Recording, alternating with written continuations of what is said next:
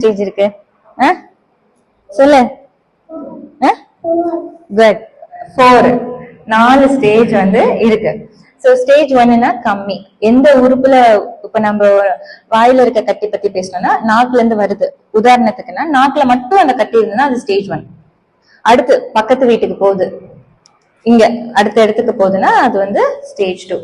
அந்த மாதிரி எந்த அளவுக்கு அது பரவுதோ, இப்ப அங்க இருந்து நுரையீரல் லங்ஸுக்கு பரவுது இல்ல மூளைக்கு பரவுதுன்னா இட் பிகம்ஸ் ஸ்டேஜ் 4.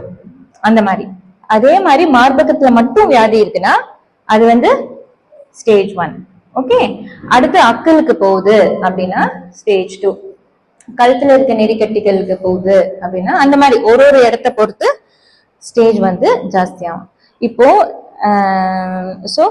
இப்போ ஸ்டேஜஸ் நம்ம பார்த்துட்டோம் கரெக்டா. எதுக்காக நம்ம ஸ்டேஜ் தெரிஞ்சுக்கிறோம்?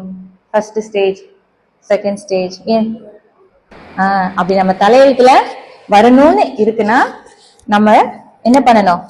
ஃபர்ஸ்ட் ஸ்டேஜ்லயாவது நம்ம அஃப்கோர்ஸ் கண்டிப்பா நம்ம ப்ரிவென்ட் பண்றதுக்கான எல்லா முயற்சியும் நம்ம எடுக்கணும். அதுக்காக தான் இவ்வளவு தூரம் எப்படி ப்ரிவென்ட் பண்ணலாம் அப்படிங்கறத சொல்ல போறேன். நானு பெரிய சீக்ரெட் அது நான் சொல்றேன் உங்களுக்கு.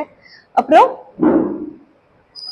ஸ்டேஜ் 1ல வரும்போது கண்டுபிடிச்சோம்னா 100% இந்த வியாதியை வந்து நம்ம கியூர் பண்ணலாம். புரியுதுங்களா? ட்ரீட்மெண்ட் டைமும் கம்மி. மிஞ்சி போனா 4 மாசத்துல ட்ரீட்மெண்ட் முடிஞ்சிடும். ரொம்ப ஏர்லி ஸ்டேஜ் வச்சுக்கோங்க, வெறும் சர்ஜரி மட்டும் பண்ணா கூட போதும். கீமோதெரப்பியே வேண்டாம், அவாய்ட் பண்ணலாம். அந்த மாதிரி எவ்வளவு சீக்கிரம் நம்ம கண்டுபிடிக்கிறோமோ, எவ்வளவுக்கு எவ்வளவு அது ஏர்லி ஸ்டேஜா இருக்கோ அவ்வளவு கண்டிப்பா இந்த வியாதியில இருந்து நம்ம வெளியில, இப்ப எப்படி காய்ச்சலுக்கு மாத்திரை போடுறோம் வெளியில வந்துடுறோம், சேம் வே கேன்சருக்கு கொஞ்சம் ட்ரீட்மெண்ட் ஒரு 4 மாசம் இருக்கும். அந்த அளவுக்கு மெடிக்கல் அட்வான்ஸ்மெண்ட்ஸ் இருக்கு. அந்த